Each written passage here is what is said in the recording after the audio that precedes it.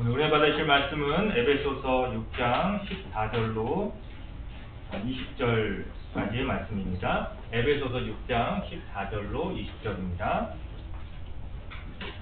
저희 한 절씩 교독하도록 하겠습니다.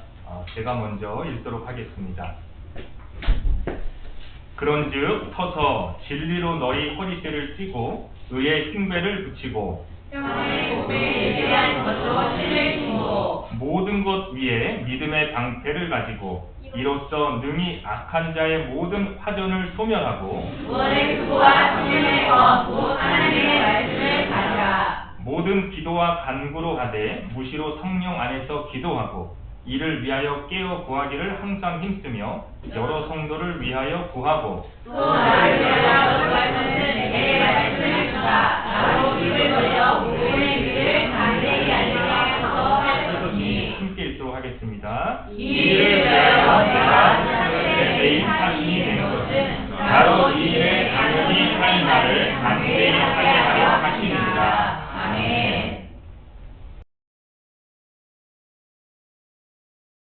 오늘 이제 에베소서 10번째 시간입니다. 오늘로써 에베소서 강의 설교는 마치도록 하겠습니다. 그리고 전신갑주 이제 세 번째 시간입니다. 전신갑주 첫 번째 시간에는 우리의 싸움의 대상에 대해서 우리가 살펴보았습니다. 혈과 육이 아니요 정사와 권세와 어둠의 세상 주관자들과 하늘에 있는 악한 영들에 대함이라 이렇게 우리가 말씀을 통해 살펴보았습니다. 지난번 두 번째 전신갑주에서는 이제 갑주 6개 중에서 3가지를 살펴보았습니다. 진리의 허리띠, 또 의의 흉배, 평안의 복음의 신발에 대해서 이렇게 살펴보았습니다. 오늘은 나머지 갑주 3가지, 믿음의 방패, 구원의 투구, 성령의 검, 말씀에 대해서 오늘 살펴보도록 하겠습니다.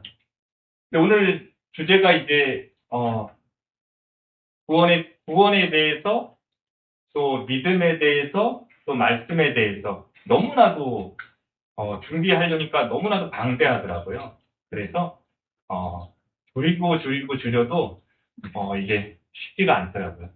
그래서 혹시 들으시다가 좀 빠진 것이 많네 이렇게 들으실 수도 있어요. 근데 최대한 성령님의 의지에서 이게 준비해봤습니다. 자, 믿음에 대해서 가장 잘 나타낸 구절이 히브리서 11장 1절인데요. 믿음은 바라는 것들의 실상이요 보지 못하는 것들의 증거니 이렇게 말씀하고 있습니다. 믿음은 헬라어로 피스티스라고 합니다. 피스티스. 그 뜻이 어떤 믿음, 그 다음에 신실함, 그 다음에 충성됨, 또 다른 뜻이 하나가 있던데요. 그 뜻이 무엇이냐면 하나님의 계시와 말씀에 대한 설득하심이라는 뜻입니다. 설득하심. 그러니까 우리가 보이는 어떤 세계를 살아가면서 우리가 낙심하고 절망하고 좌절하고 있을 때 하나님께서 그 보이지 않는 세계, 그 보이지 않는 세계를 말씀으로 알려주시고 우리를 설득하셔서 그것을 신실하게 받아들이는 마음이 바로 믿음이라는 것입니다. 또 그 믿음의 방패잖아요. 방패는 하나님 자신을 말씀하십니다. 창세기 15장 1절에 보시면 아브라함이 그 소돔 땅에 붙잡혀 있는 롯을 구하기 위해서 318명의 그 자기의 군사를 거느리고 롯을 구해오죠. 그런 다음에 15장 1절에 두려움에 떨고 있어요. 그때 하나님께서 이상 중에 나타나셔서 아브라함아 나는 너의 방패요 나는 너의 큰 상급이로다 이렇게 말씀하십니다. 하나님 자신을 나타낸 것이죠. 또 시편 18편 2절에 보시면 다윗의 고백에서도 하나님을 방패라고 표현합니다. 여호와는 나의 반석이시요 나의 요새이시요 나의 바위이시요 나의 방패이시요 나의 구원이시요 나의 찬성이라고 이렇게 여호와가 나의 방패시라고 이렇게 말씀하고 있습니다. 그러니까 성경에서는 방패가 하나님 자신이며 그 믿음의 방패라는 것은 하나님의 모든 것을 우리가 신실함으로 받아들임으로 말미암아 그 방패 뒤에 우리가 숨었을 때 우리가 가장 편한 안식처를 얻으고 안식처를 얻으면 피난처로 우리가 삼을 수 있다는 말씀입니다. 자, 믿음의 방패는 그 방패는 믿음으로 만들어졌죠. 이 악한 자의 모든 화전을 소멸한다고 합니다. 악한 자의 모든 불화살을 소멸한다고 합니다. 그러니까 로마 시대 때 그 방패가 이 강대상 한요 정도 한 가로가 한 60에서 70, 그 다음에 세로가 한 120에서 130대는 몸을 조금 수그리면 다 몸이 가려질 수 있는 엄청난 큰 방패예요. 그러니까 무게가 한 6kg에서 10kg 되는 아주 무거운 방패입니다. 그러니까 나무에다가 두꺼운 가죽을 입히고 가운데는 이 철 같은 거를 이렇게 박아가지고 이렇게 보호하는 방패였죠. 그 방패가 없으면 불화살이 날라왔을 때 막을 수가 없어요. 이 조그만 방패로는 불화살을 막을 수가 없습니다. 이 로마 시대 때 불화살은 너무나도 강력한 무기였어요. 그러니까 화살 촉에다가 이 손뭉치에다가 기름을 발라서 불을 딱 붙인 다음에 화살을 팍 쏘죠. 그러면 어떤 집에 떨어지던가 사람 몸에 맞으면 그냥 뭐 불 탄다 이런 생각이 아니고 그 화살촉 밑에 화약을 달아놔요. 화약. 그러니까 몸에 딱 맞으면 뻥 터집니다. 뻥 터져서 사람이 그대로 즉사하게 돼 있어요. 엄청난 화상을 입던가 즉사하게 돼 있습니다. 그냥 불로만 쏘는 게 아니라 화약을 달아서 이렇게 뻥 터지게 되어서 엄청난 피해를 주게 됩니다. 그러니까 사단도 지금 우리에게 막 불화살을 막 쏘아대고 있어요. 어떤 낙심의 불화살, 절망의 불화살, 막 두려움의 불화살, 여러 가지 막 그 삶의 고통 중에서 헤어나오지 못하게 하는 그런 불화살을 막 쏟아낸다고요. 우리가 그 방패 안에 있지 않으면 우리가 살아갈 수가 없어요. 우리가 한 대라도 맞으면 우리가 견딜 수가 없습니다. 특히 가장 무서운 불화살이 무엇이냐면 의심입니다. 의심. 그러니까 믿음에 반대되는 게 의심이잖아요. 그러니까 의심하게 돼 있어요. 그러니까 우리가 살아가면서 내가 가장 존경하는 목사님, 집사님, 권사님, 장로님, 정말 그렇게도 내가 존경하시는 분들이 어떤 죄 가운데 있는 모습을 보거나 정말 이해할 수 없는 어떤 상황 가운데 어떻게 그리스도인이라면 저럴 수가 있지? 라는 것을 본 순간에 이제 하나님에 대해서 의심이 막 품기 시작합니다. 그래서 말씀 가운데 완전히 서 있지 않은 분들, 또한 자신의 어떤 감정적으로만 교회 다니시는 분들, 자신의 위로만 받기 위해서 이렇게 그냥 교회에 왔다 갔다 하시는 분들은 그것을 보고 더 정죄하거나 막 의심이 막 쌓여서 하나님을 떠나갈 수밖에 없는 상황에 벌어질 수도 있습니다. 그러니까 사람은 믿어야 할 존재는 아닙니다, 실제로. 왜냐하면 저희 집에 아주 중요한 물건이 있는데 어떤 집사님이 저한테 다음 주에 갖다 달라고 했어요. 저도 믿을 만한 사람이거든요. 근데 만약에 제 집이 불타버렸어요. 근데 제가 가지고 가고 싶어도 없어졌기 때문에 그 상황 가운데도 못할 수가 있단 말이에요. 어떤 돈이 많으신 사장님이 저한테 돈을 빌려준다고 그랬는데 부도가 났어요. 그러면 상황이 할 수가 없단 말이에요. 그러니까 사람은 어떤 믿어야 할 존재는 아니고 우리가 섬기며 사랑해야 할 존재임을 우리가 알아야 합니다. 또한 우리가 정말 자신의 의로 교회 다니면서 많은 봉사를 해요. 꼭 자신의 의가 아니어도 막 노력을 한단 말이에요. 예수 그리스도를 만나서 막 교회를 섬기고 막 예배에 막 참석하고 열심을 내서 막 하루하루 예배 가운데 보낸단 말이에요. 근데 내가 이해할 수 없는 일들이 많이 생기죠, 실제로. 어떻게 하나님이 살아계신다면 내가 이렇게까지 기도를 했는데 하나도 응답은 안 해주세요. 너무 속상할 때가 있죠. 어떻게 하나님이 살아계신다면 내 사업이 망할 수가 있는가? 어떻게 하나님이 살아계신다면 이렇게 우리 가족들이 아플 수가 있는가? 내 자녀가 왜 이렇게 내 마음을 아프게 할 수가 있는가? 그러니까 우리 생각에는 이해할 수 없는 것 때문에 우리 마음에 의심이 생긴다는 것입니다. 그러니까 우리가 어떻게 하나님의 모든 섭리와 하나님의 모든 일하심을 우리가 알 수가 있겠습니까? 제가 주윤이나 주하나 학교에 데려다 주면서 한 7시 50분, 8시쯤에 차를 타고 이렇게 데려다 줘요. 그때 가장 제가 항상 생각하는 게 뭐냐면 요즘에 7시 한 50분에서 8시 사이에 빨간 해가 이렇게 눈앞에 딱 떠올라요. 눈이 너무 부셔요. 빨갛게 떠오르면서 제가 항상 그런 생각을 해요. 어떻게 하나님이 이렇게 태양을 만드셨을까? 도대체 이해할 수가 없더라고요. 그걸 보면서. 또 창문을 내리면 막 시원한 공기가 들어오잖아요. 이 공기는 왜 이렇게 없어지지도 않지? 계속 내가 숨쉴 수 있는 공기가 어떻게 하나님이 만드셨을까? 이런 어떤 궁금증이 생기더라고요. 그러니까 우리가 이해할 수가 없죠. 그걸 아무리 분석한다 그래도 어떻게 그 태양에 대해서 우리가 좀 알 수는 있지만 어떻게 이거를 만들 수가 있을까? 우리가 도대체 이해할 수 없는 부분입니다. 그래서 하나님께서 우리가 그래도 이해할 수 있도록 이렇게 글로써 표현하신 것이 바로 성경이죠. 말씀이죠. 그래서 믿음은 이 말씀을 들음으로 말미암아 우리에게 난다고 합니다. 아멘. 자, 로마서 10장 17절에 보시면 그러므로 믿음은 들음에서 나며 그 들음은 그리스도의 말씀으로 말미암느니라 이렇게 말씀합니다. 아멘.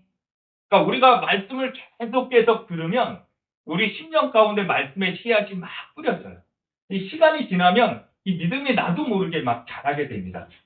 그러므로 말미암아 하나님께서 우리에게 설득하시는 것들을 우리가 깨닫게 되고 조금씩 이해하게 됨으로 말미암아 우리는 우리의 믿음의 방패가 점점 견고해진다는 것입니다. 아멘. 그럴 때 어떠한 사단의 어떤 의심의 불화살, 낙심의 불화살이 와도 우리는 그 방패를 일삼아 우리가 피할 수 있게 된다는 것이죠. 아멘. 우리가 아무리 힘들고 어려워도 그 믿음의 방패를 놔버려서는 안 됩니다. 그 믿음의 방패 안에 숨어야지 밖에 있으면 우리는 완전히 상처를 입게 됩니다. 그래서 날마다 말씀을 들음으로 말미암아 우리가 믿음의 방패가 견고해져서 승리하는 우리 모두가 되시길 이 시간 소망하겠습니다. 아멘. 다음은 이제 구원의 투구인데요. 구원의 투구, 우리 머리를 보호하는 거죠. 이 머리의 초점에 대해 머리를 초점으로 제가 말씀을 드리도록 하겠습니다. 그러니까 나의 어떤 친한 사람이 이렇게 등을 두드린다거나 뭐 어깨를 턱 친다거나 아니면 좀 친해서 엉덩이를 막 이렇게 빵빵 쳐서 친근감을 표현하거나 뭔가 알려주기 위해서 하면 그렇게 뭐 기분이 나쁘진 않아요. 그런데 아무리 친한 사람도 머리를 탁 때리면 이게 아무리 좋은 의도여도 기분이 나쁩니다. 네. 왜냐하면 제가 생각해도 머리는 너무나도 우리가 중요한 기관이라는 걸 알 수 있어요.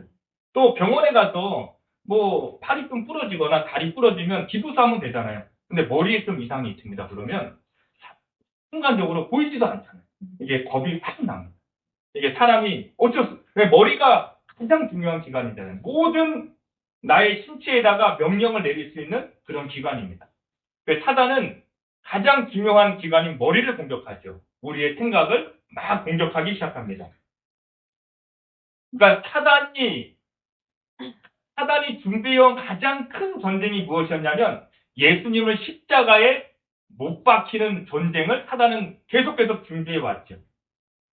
그러니까 사단이 그 가룟 유다의 마음속에 예수를 팔려는 생각을 집어넣었죠.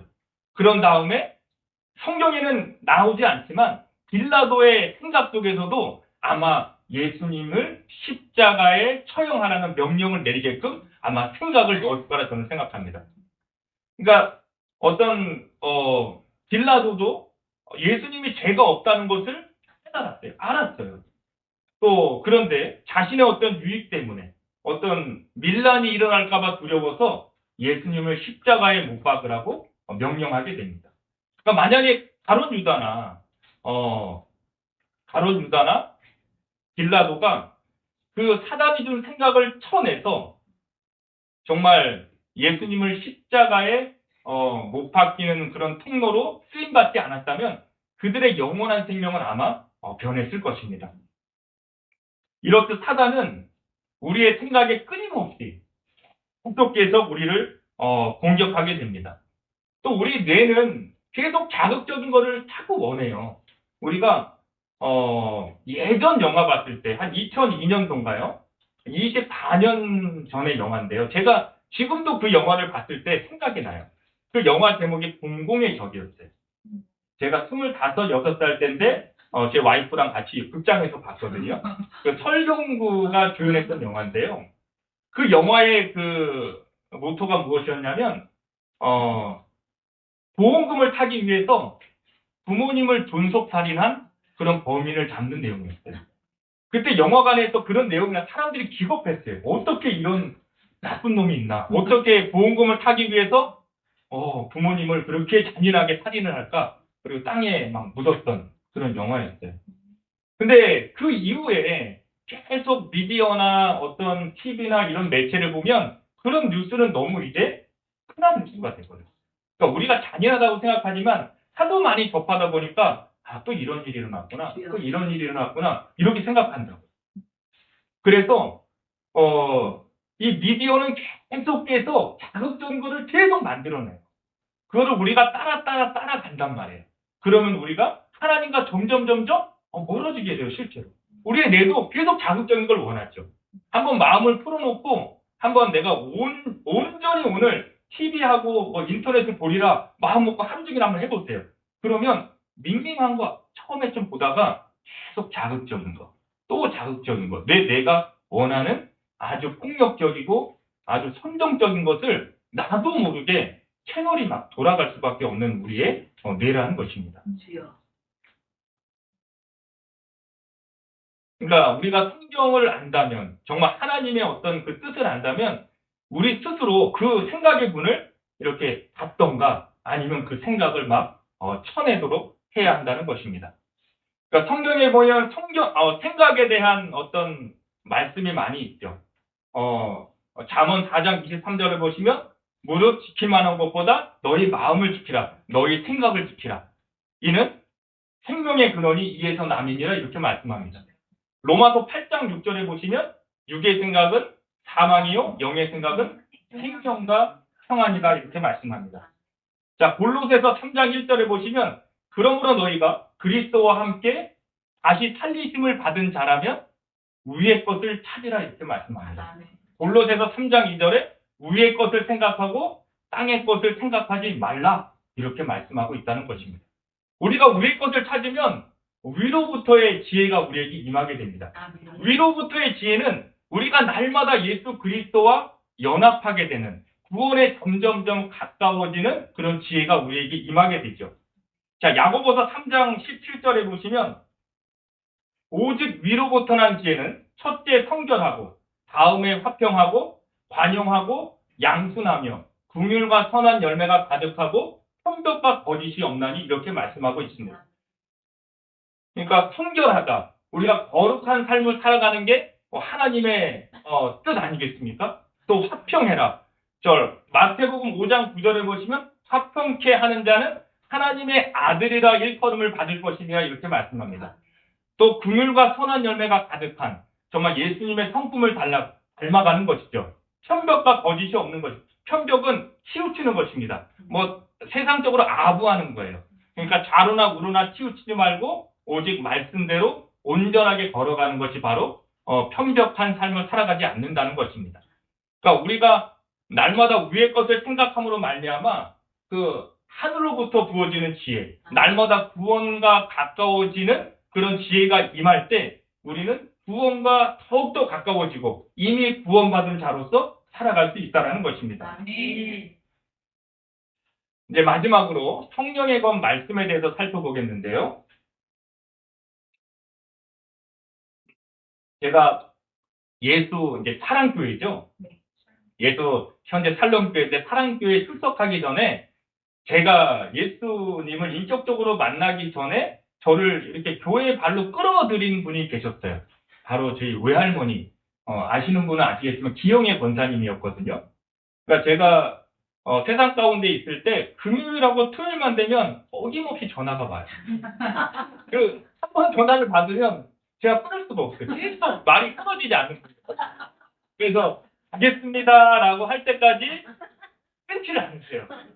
근데 그 외할머니께서 가장 저한테 인상깊게 얘기해 주셨던 게 뭐냐면, 야, 우리 교회 와라. 왜요, 할머니? 저도 고집이 있으니까 계속 버텼죠. 요번에 꼭 와야 돼. 우리 교회는 새벽부터 말씀이 계속 끊임없이 쏟아지는 교회야. 야, 말씀이 땅에 떨어지는 게 너무 아까워. 네가 와서 좀 받아 먹어라. 막 그러는 거예요. 답도 아니고 말씀을 받아보고 아무런 이해를 못했어요. 그런 다음에 하나님을 예수님을 인격적으로 만나 후에 제가 이제 말씀을 이제 막 이렇게 들어오기 시작했죠. 제가 은혜를 받고 뭐 새벽 기도에 참석하게 되고 수요일 예배, 금요일 예배, 뭐 주일 오전 오후 참석하게 되면서 말씀이 저에게 임하는 것을 조금씩 느끼게 됐죠. 그때 은혜 받을 때는 그 목사님께서 저에게 하시는 모든 말씀이 저에게 하는 말씀. 그러니까 새벽에도 어떻게 내 마음을 이렇게 아실까?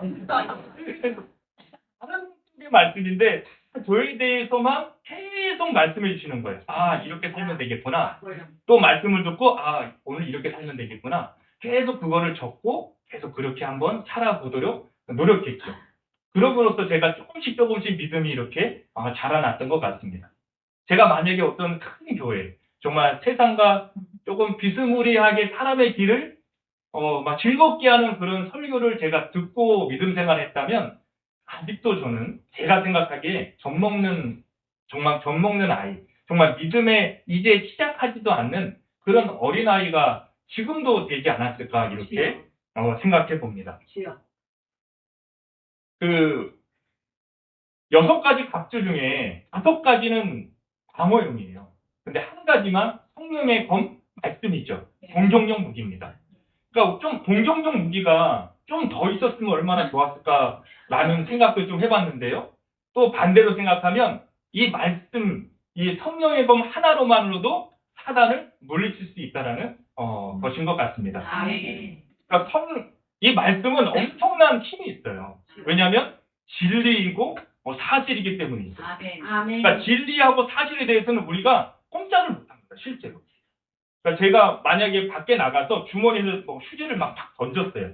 근데 아주 힘없는 어린아이가 저한테 다가와서 아저씨 휴지 땅에 버리시면 안 되잖아요. 이러면 제가 딱 마음 양심에 칼이 게 되죠.